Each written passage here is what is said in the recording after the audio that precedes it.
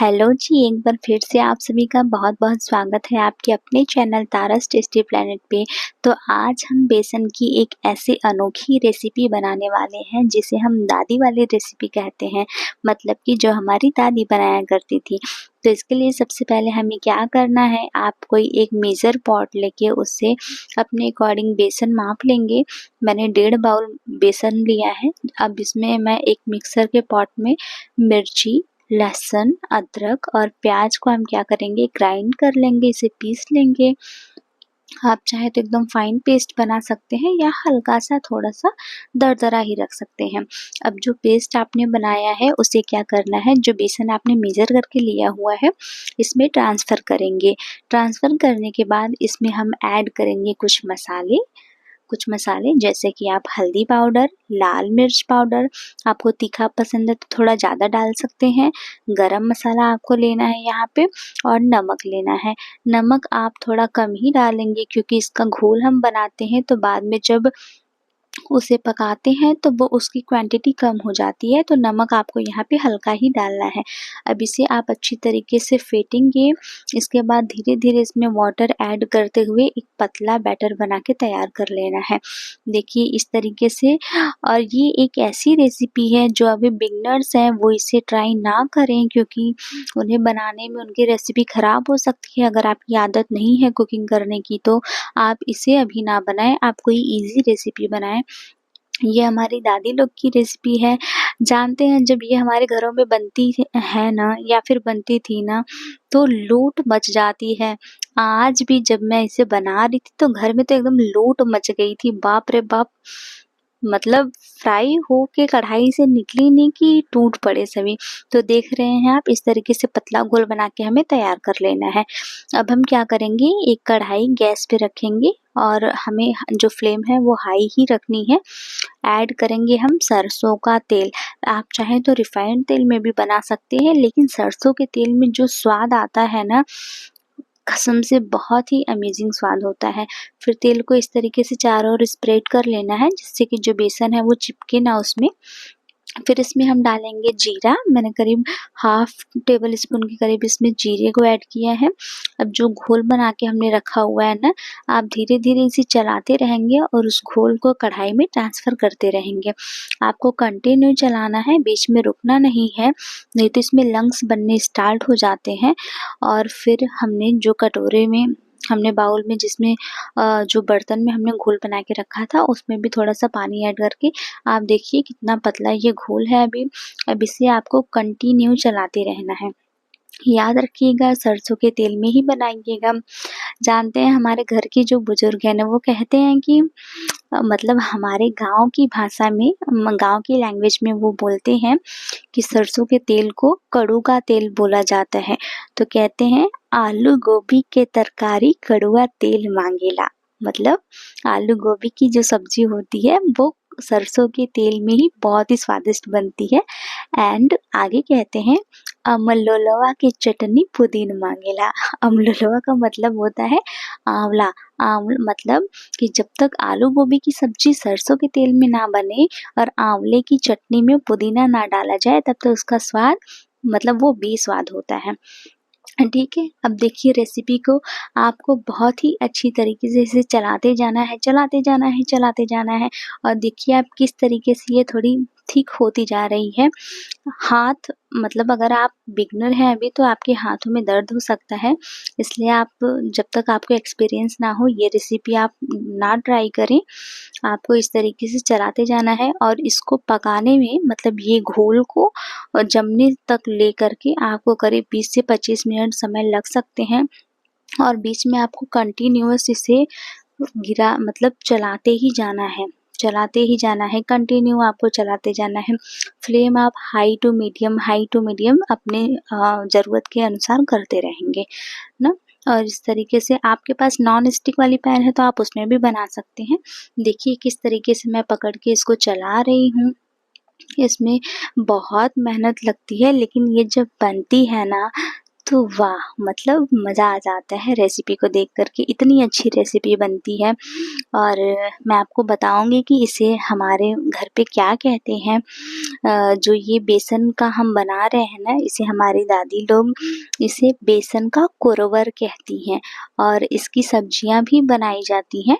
वैसे तो ये बचा ही नहीं था हमारे घर पे, पकौड़ियाँ खाने से किसी को मतलब मन ही नहीं भरा किसी का, सब्जी के लिए क्या ही बचता। नहीं तो फिर आप जैसे नॉर्मल मसाले वगैरह भूज के उसमें रसा लगा के उसका ग्रेवी तैयार करके लास्ट में ये जो हम पीस बनाएँगे उसको आप डाल के उसमें तैयार कर सकते हैं। मैं आपको बताऊँगी सब्ज़ी भी इसकी कैसे बनती है। देखिए इसको चलाते-चलाते कितना टाइम हो गया है और एक बात तो है आपके हाथों की एक्सरसाइज़ भी बहुत अच्छी वाली हो चुकी होगी अब तक तो। मज़ाक कर रही थी, चलिए आते हैं रेसिपी पे।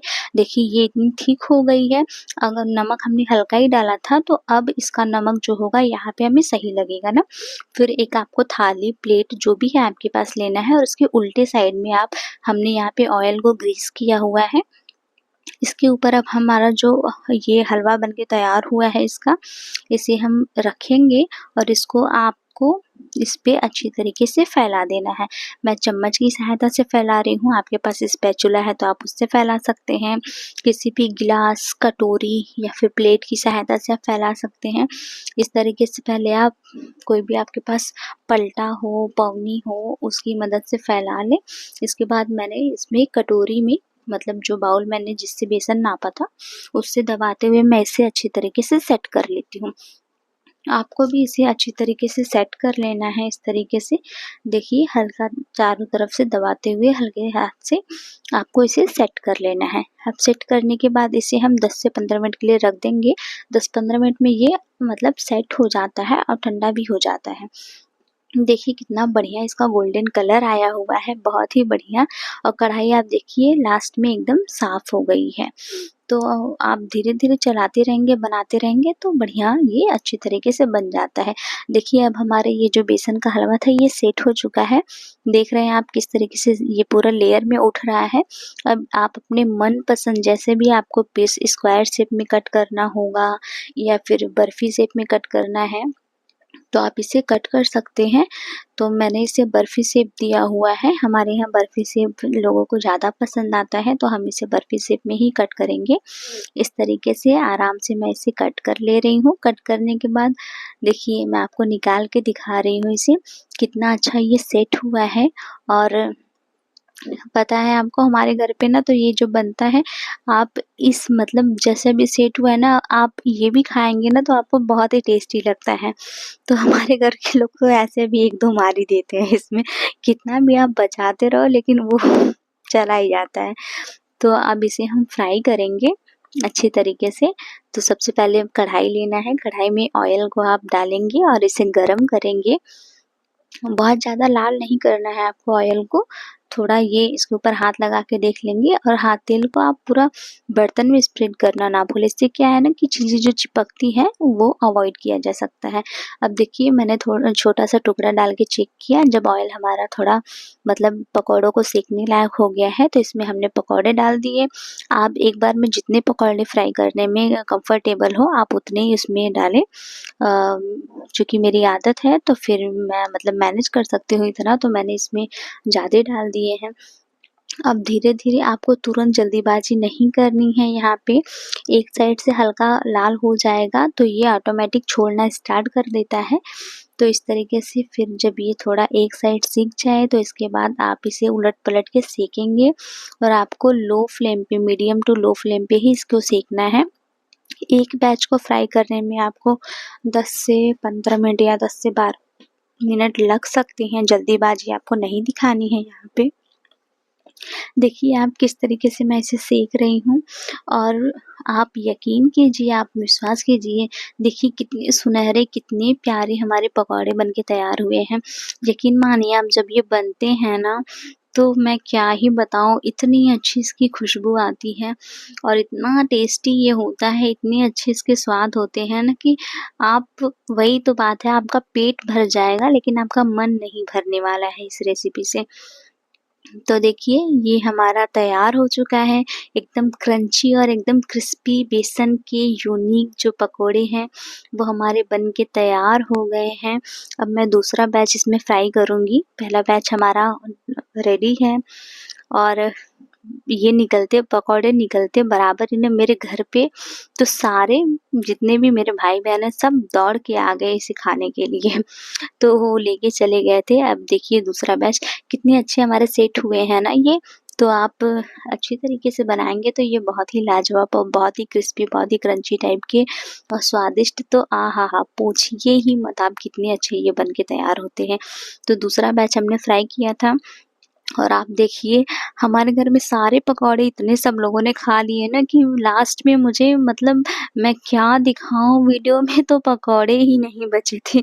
ये तो मेरे घर का रखा हुआ था तो मैंने उसे अच्छा इस तरीके से किया।